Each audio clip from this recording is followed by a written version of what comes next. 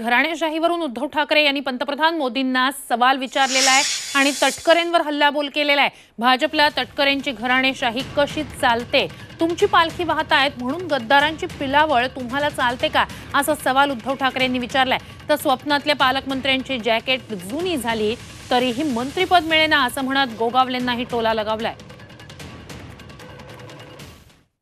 त्याच्यानंतर रायगड म्हणजे इकडे खासदार, त्यांची मुलगी, त्यांची मुलं, सगळं घराण्याच्या घराणं हे तुम्हाला चालतं। मग आज त्यांनी जाहीर करावं की या घराण्यातल्या एकाला सुद्धा तिकीट देणार नाही। बघा ते घराणं तुमच्या सोबत राहतं का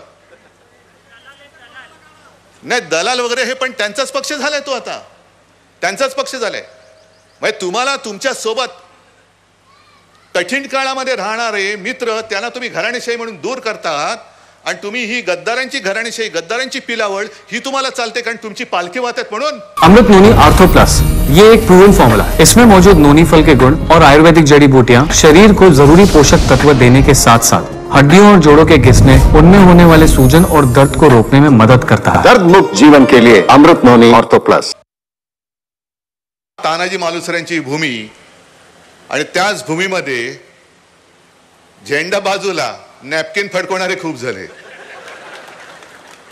बरं, दुर्दैव असं आज मंत्री होणार, उद्या मंत्री होणार, परवा मंत्री होणार, स्वप्नातले पालकमंत्री नवीन नवीन जॅकेट शिवली ती जुनी झाली, नवीन नवीन नॅपकिन घेतले ते घामाने भिजले, पण मंत्रीपद काय मिळतच नाही।